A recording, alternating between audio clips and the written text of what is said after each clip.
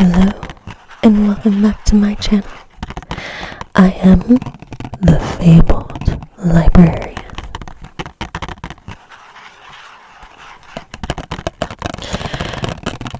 This background is very ominous.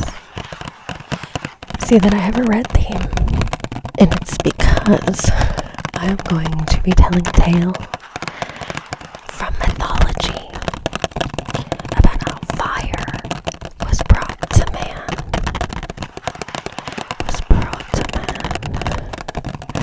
It is a Greek tale that has to do with Prometheus. There are actually 3 tales in a series that I will tell, and it'll probably take me about three sessions because I like them all and they go together. But this is how fire was brought to man. Now, Prometheus was not a man, but he was not like the gods of Mount Olympus. He was a titan, the same titan that fought against Jupiter, and the titans were sent to be held in the lower world in chains in a strong prison so that they couldn't escape. Prometheus had a brother named Prometheus, and for some reason Jupiter let them roam around like he did not do with the other titans. Now, Prometheus, or Forethought, as he was also called, was always thinking of the future. He was always thinking of tomorrow, of next week, of 100 years from now, and trying to make things better in the future for all. He had no care to think of what had come to pass. He was focused on the future. Now his brother, Prometheus, or Afterthought, was always living in the past. He was always thinking of yesterday, last year, 100 years ago, and he had no care to think of the future, like his brother Prometheus. Prometheus didn't want to live on the mountaintop on Mount Olympus. He was simply too busy for that. While the gods were sitting on Mount Olympus, idle, doing nothing, drinking nectar, eating ambrosia, he was intent upon making the world a better place for the humans. How do you think the gods felt about that? Do you sense that anything bad will come of this? If you know anything about the Greek gods, you'll know that they care very little about human beings. So, Prometheus loved the humans. He wanted to make humans happy again.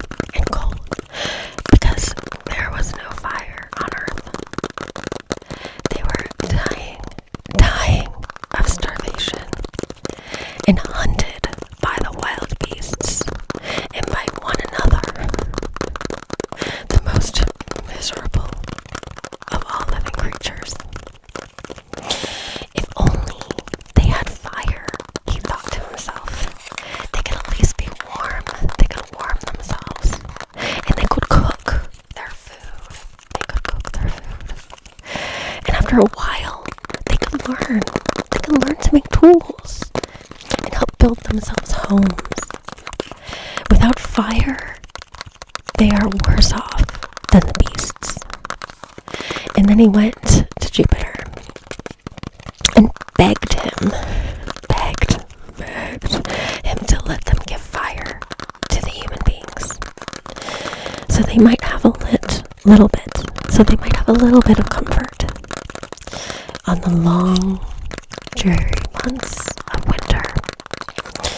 But what do you think Jupiter said? Do you think he agreed? Now Jupiter, he was not a fan of man.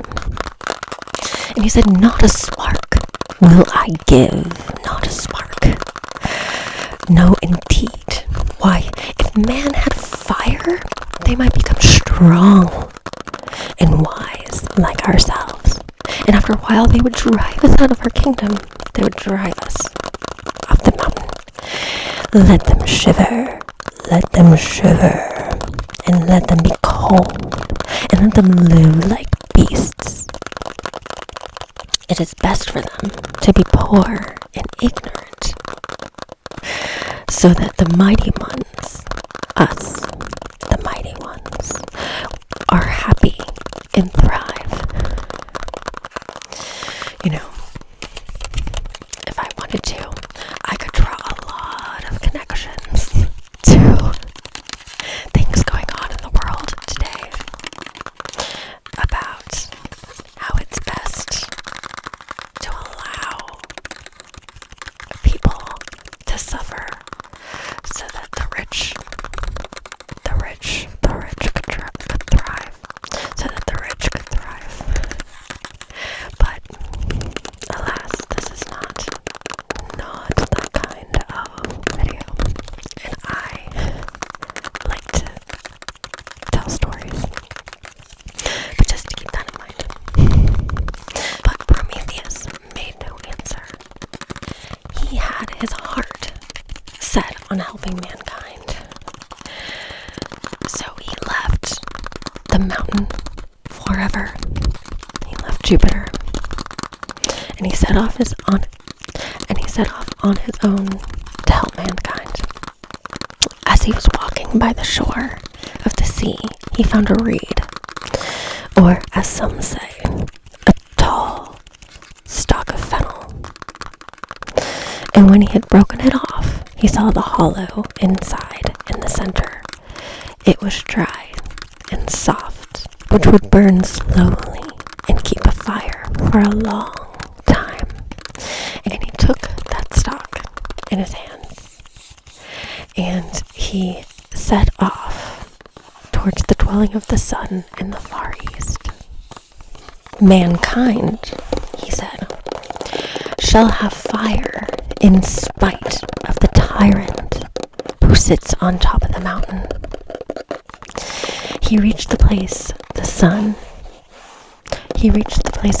in the early morning, just as the glowing golden orb was rising from the earth and beginning his daily journey through the sky. He touched the end of the long reed to the flames, and the dry pith caught on fire and burned slowly. And he turned and hastened back to his own land, carrying with him the precious spark hidden in the hollow center of the plant. Can you imagine somebody being so brave to go against a tyrant, going against the grain of society,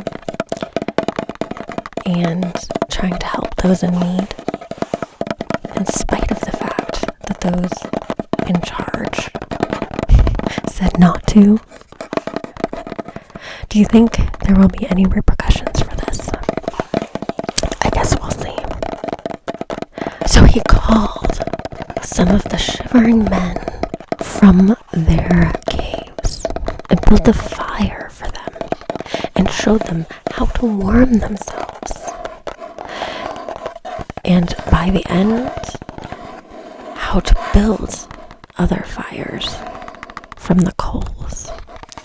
Soon, there was a cheerful blaze at every home in the land.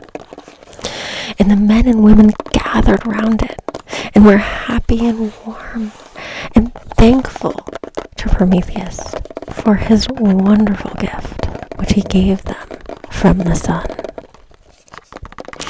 It was not long until they learned how to cook their food, and so how to eat like men instead of beasts.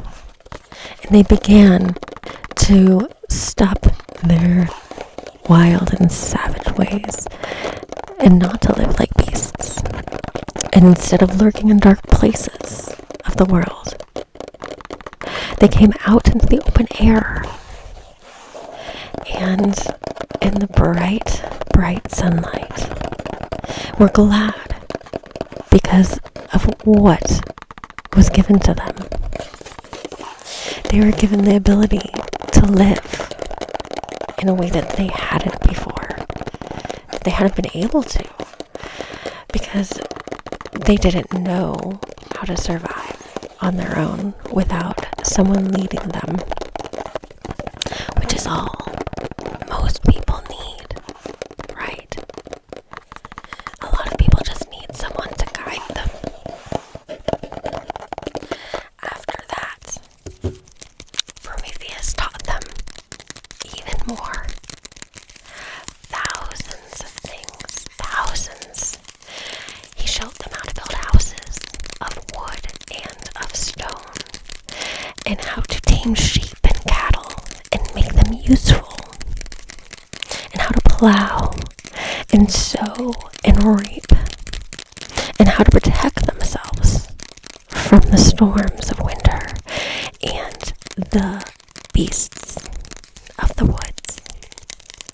Then he showed them how to dig into the earth for copper and iron, and how to melt the ore, and how to hammer into shapes and fashion them into tools and weapons to use to protect themselves, which they could use some of those tools in peace and in war. And when he showed them, he saw how happy they were, and it made him so happy to see that he was making mankind happy and that they were learning to thrive. And he said, now a new golden age shall come, brighter and better by far than the old. Isn't that amazing? His whole goal was to help others and see a new golden age happen. And he didn't care what others thought. What others thought, he didn't care. He just wanted things to be better. He was so optimistic. And everybody needs someone like that, I think, in life. Learning and growing is what everybody needs to do. A lot of times, and I say this with kids a lot too, we have a lot of kids in the world who need to be guided, and a lot of families too. I'm always interested in that.